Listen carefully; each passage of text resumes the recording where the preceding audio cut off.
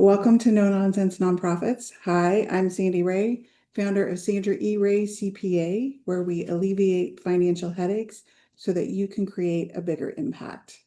Today, we're talking about risk management planning, specifically what should be on your radar for 2026. Nonprofits face increasing uncertainty in funding volatility, as we've noticed this year, cyber risks, regulatory changes, and staffing challenges. So thinking ahead about our risk management is not just protecting our organization from loss, but it's about safeguarding our mission and the trust of our community. So today's goal, we're going to give you a practical framework and highlight the top risks that we're seeing for 2026. So just a quick definition of risk management. It is a structured way to identify and assess and respond to uncertainties that could impact your mission, your finances, your people, or your reputation. It's not just for large organizations. Even small nonprofits can benefit from having a simple risk assessment plan that you're monitoring and ongoingly reviewing and updating. It's part of the board's fiduciary responsibility to do a risk assessment, to oversee risk and determine what needs to be addressed and what is acceptable risk. So this is something that your organization should be doing on the board level, but we as a management team can help them. Some of the things that we want to be looking at for 2026 as you're getting into your year-end board meetings and planning for next year, we're going to go over several different topics. First on my list, of course, is financial and funding risk. The volatility in grants. There's some grants, as you all know, there's lots of volatility going on in the grant making world and funding sources. So those will affect your organization and what happens if you lose a grant or funding is delayed. Donor fatigue. Donors sometimes get tired of just doing the same old thing every time, year after year. Some donors like it, many donors do not. Shifting government budgets.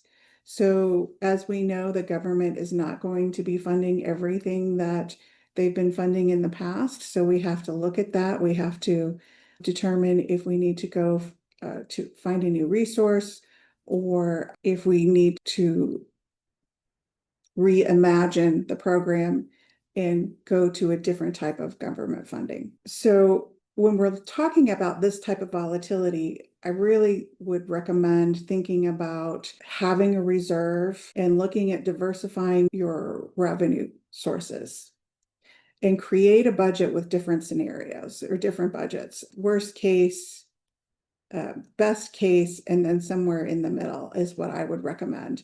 So if something does happen, then you already have a plan in place. You know what you're going to be doing. Another area of risk that we need to look at to address in the next year is cybersecurity and data privacy. We have all kinds of artificial intelligence, phishing and ransomware, looking at donor and beneficiary data leaks. These are all things that we don't want to have happen to our organization. So in order to prevent those, we need to look at training our staff. That is the key to being able to minimize the risk of this type of cybersecurity issues. Using passwords, multi-factor authentication, biometrics, all these types of security procedures that you can use, put those in place. Make sure that you have backups and you're testing those, that you can actually get them restored with the new data. Keeping your applications up to date. As applications get updated, they have bug fixes and close up some of those security loopholes. And then, of course, cyber insurance. If for some reason you actually are attacked or receive some ransomware or something, the cybersecurity insurance will help you through that process on a financial basis. Another area I want to talk about is operational continuity. What happens if there's a disaster, another pandemic, an IT outage that disrupts your programs. We want to have a continuity plan in place, and you probably want to have practiced that. Another area to think about is regulatory and compliance. Governmental entities, their dollars are shrinking. Grantors are, especially government grantors, are scrutinizing what we're doing, how we're spending those funds. Tax laws are changing, and laws around data privacy are changing. So we need to be sure that we are keeping up to date by going out, talking to those experts, finding out what's going on, having a compliance checklist, and make sure that we have everything documented, that we are doing the things that we're supposed to doing as far as regulatory and compliance issues. The next category I want to talk about for risk management is human capital and succession. We all have staff turnover. We all have volunteers that may burn out. They have their own lives, they have their own jobs, and then they're doing what they do for our organizations because they love them. Not that they don't want to continue to do that, but that just there's too much on their plate. So burnout is a possibility. And then also loss of key leaders. These are all things that can happen to an organization, and we need to have a plan in place for what happens there. So we need a succession plan. How do we replace volunteers? What do we do to keep our staff happy? And if we lose key leaders, what is it that we're going to do? So a succession plan is important. Cross-training of volunteers and employees so that more than one person can do the same job is also very important. And well-being policies, making sure that we have a policy that gives people that time to rest and relax and come back energized to our organization. Another area of risk that we want to assess is our reputation and communications. What happens if there is a crisis, especially a social media crisis, any controversies with organizations that we've partnered with, or for some reason our trust has just been eroded? You want to have a crisis communication playbook, and you want to make sure that you're vetting all the partners that you're working with to make sure that their standards are in line with yours. The next area I want to talk about is technology and AI adoption. Misuse of technology or AI can lead to all kinds of issues, breaches and privacy concerns. We could be getting information that's bias-based data or just inaccurate data if we're not doing the proper fact checking for AI. AI is great, but I think it's like a starting point. You have to do your own fact checking, and it starts you in the right direction.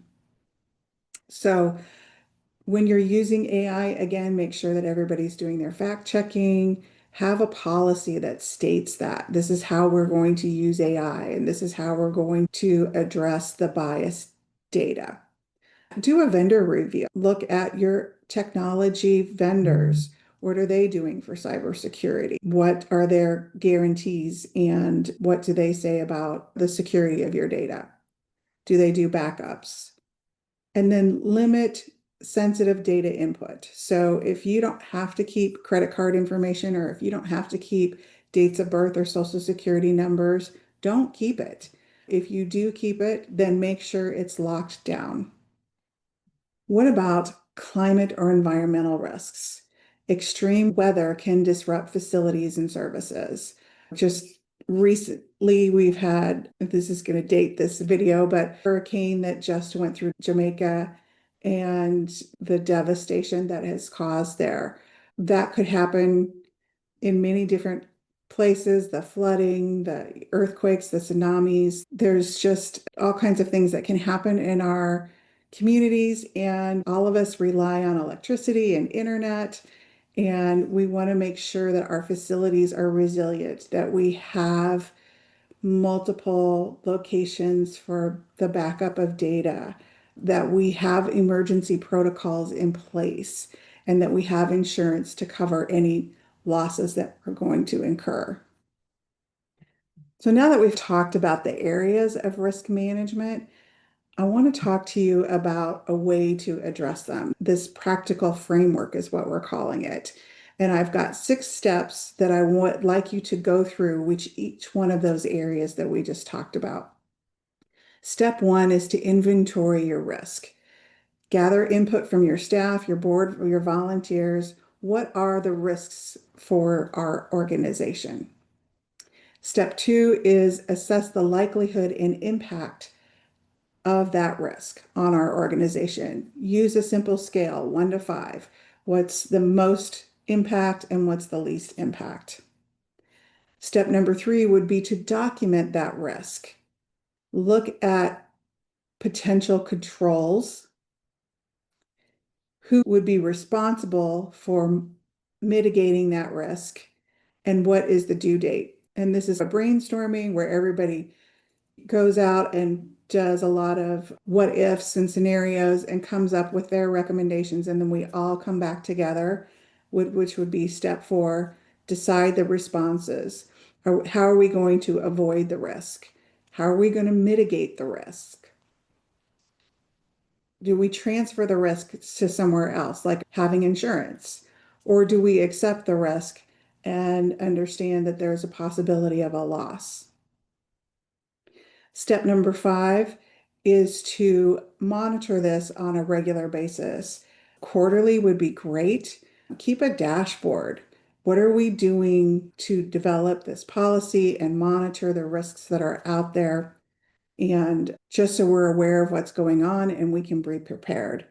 And then finally, would be to test and update. So do the what if scenarios.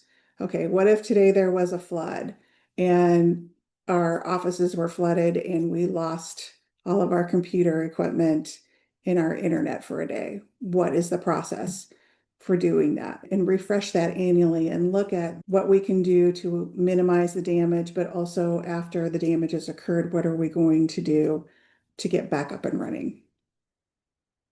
So you've got the topics, you've got the 6 steps. I encourage you to plan ahead and go through this process. Risks are increasing all the time, so let's do what we can to mitigate those risks or avoid them. Remember that our top risks for 2026 are funding volatility, cyber data threats, staff turnover, compliance changes, and AI adoption.